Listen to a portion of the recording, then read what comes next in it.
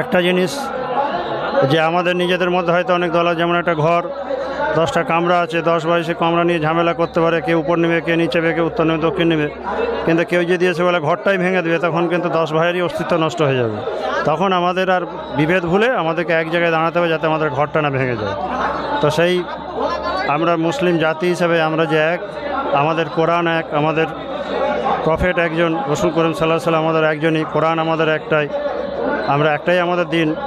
মতপার্থক্য থাকতে পারে, কিন্তু সেই জিনিসটা আমাদেরকে তুলে ধরতে হবে এবং সেইভাবেই আমাদেরকে সমস্ত বিল অ্যামেন্ডমেন্ট বা সংশোধনী বিল, এই সংশোধনী বিল যেটা হয়েছে, সংশোধন সরকার করতেই পারে, তাতে কোনো সমস্যা নেই। কিন্তু যেভাবে ওয়াকফ বিলটা সংশোধনী করা হয়েছে, যেভাবে একটা শ্রেণীকে, একটা ধর্মকে, একটা জাতিকে কোণঠাসা করা হচ্ছে, তাদের সম্পত্তি, তাদের অধিকারগুলোকে কেড়ে নেওয়া হচ্ছে, এই জায়গাটাতেই আমাদের সকলের একটা আপত্তি আছে।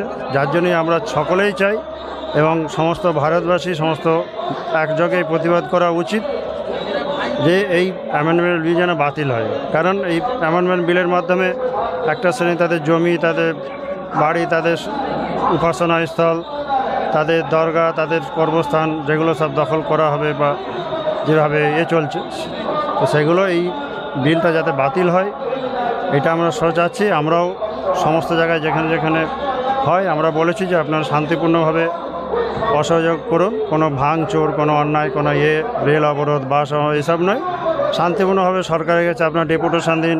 হ্যাঁ, যার যেভাবে সম্ভব সেইভাবে দল মত নির্বিশেষে আপনারা এই কাজটা করুন। এখানে কোনো দল নয়, কোনো ব্যানার নয়।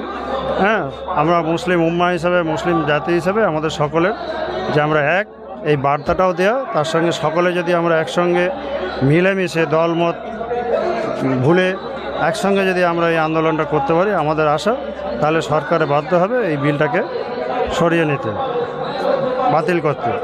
তো সেটাই আমাদের হওয়া উচিত। কিন্তু কখনোই এটা কাম্য নয় যে আন্দোলন করতে গিয়ে সরকারি সম্পত্তি নষ্ট করব, সরকারি জিনিস ধ্বংস করব, হ্যাঁ, অন্যান্য মানুষের ক্ষতি করব, নিরীহ মানুষের উপরে অত্যাচার করব, এটা আমাদের কাম্য নয়।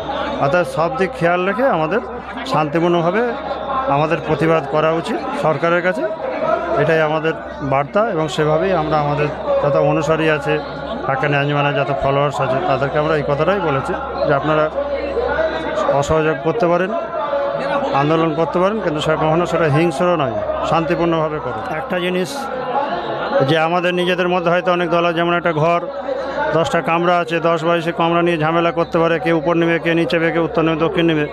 কিন্তু কেউ যদি এসে বলে ঘরটাই ভেঙে দেবে, তখন কিন্তু 10 ভাইয়েরই অস্তিত্ব নষ্ট হয়ে যাবে।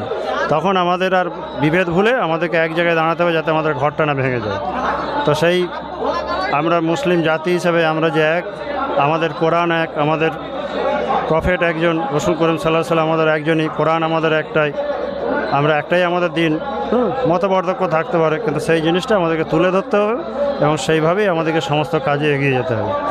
এই ইউনিটি, এই একতা যদি আমরা করতে পারি, তাহলে ইনশাল্লাহ আমরা সফল হব। আমাদের তরফ থেকে তো বদিউরবাবু যেটা বলেছে এটাই যথেষ্ট।